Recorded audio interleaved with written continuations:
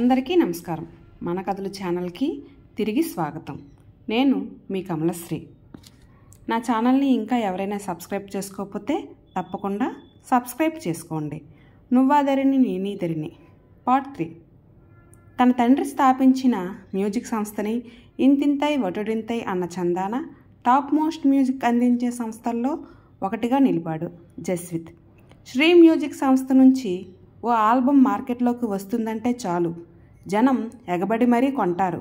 మంచి mass beats, folk songs, rap songs, love songs ఇలా ప్రతి ఒక్కటి కవర్ చేస్తూ సాంగ్ను రెడీ చేసి రిలీజ్ చేసి తన బిజినెస్ని మరింత ఎక్స్పాన్షన్ చేశాడు.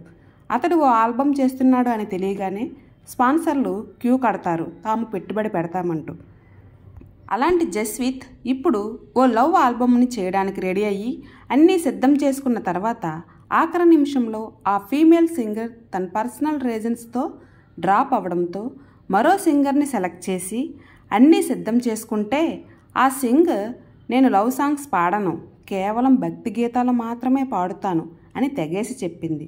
దాంతో స్పాన్సర్స్ నుంచి ఒత్తిడి ఎక్కువయ్యింది. తనకింత నష్టం కలిగించిన ఆ సింగర్పై పీకల వరకు కోపాన్ని పెంచుకున్నాడు జస్విత్. తనని కాదంటే ఏం జరుగుతుందో ఆమెకు తెలిసేలా చేయాలని అనుకున్నాడు.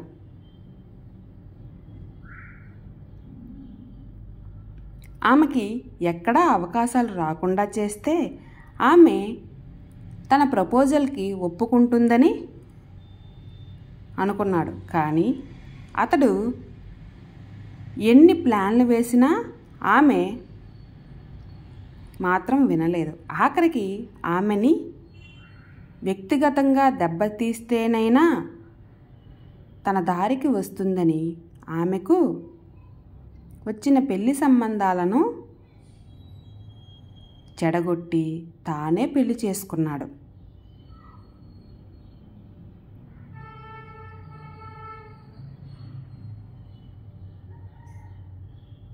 పెళ్లి చేసుకుంటేనైనా ఆమె తన మాట వింటుందేమో అని.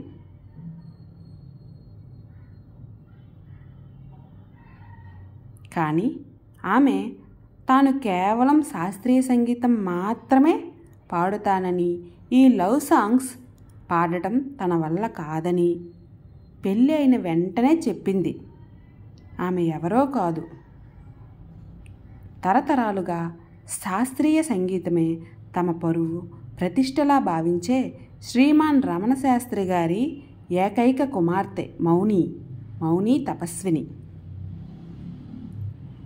సనాతన ధర్మాలను పాటిస్తూ శాస్త్రీయ సంగీతాన్ని నేర్పుతూ జీవించే కుటుంబం శ్రీమాన్ రమణ శాస్త్రి గారి కుటుంబం. రమణ శాస్త్రి గారి భార్య సునంద భర్త అడుగుజాడల్లో నడిచే ఇల్లాలు. పొద్దున్నే లేచి స్నానం చేసి మడి కొట్టుకొని పూజా కార్యక్రమాలు పూర్తి చేసి ఆ తరువాత దైనందిన కార్యక్రమాలు మొదలు పెడుతుంది.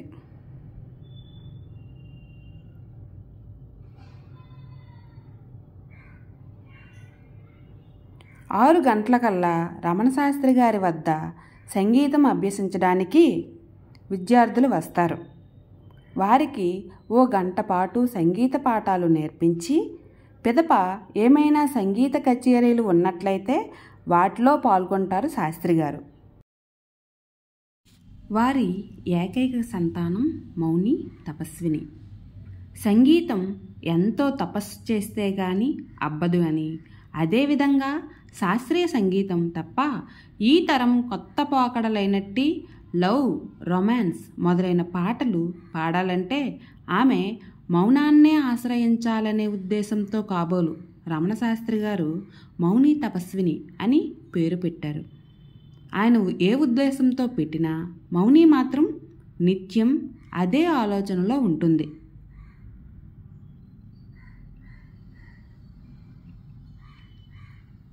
శాస్త్రీయ సంగీతమే ఆమె ప్రాణం, ఆమె ఊపిరి.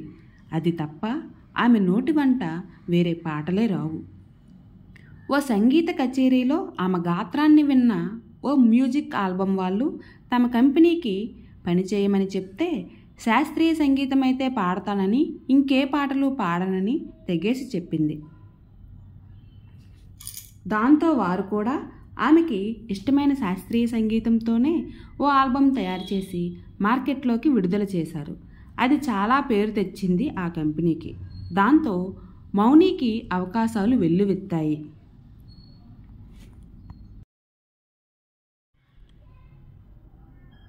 అన్నింటినీ కాకుండా కొన్నింటినే ఓకే చేస్తూ ముందుకు సాగింది మౌని. సంగీతంలో మాస్టర్స్ కూడా చేసింది. ఆమె గొంతు అమృతం. వినేవారంతా ఆమె గొంతులోని మాధుర్యానికి పరవశించిపోతారనడంలో అతిశయోక్తి లేదనే చెప్పాలి.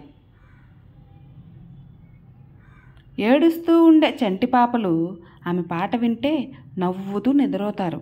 ముసలి వాళ్ళకైతే ఆమె పాటలు మంచి కాలక్షేపమే కాదు, ఎంతో ఆనందాన్ని అందిస్తాయి.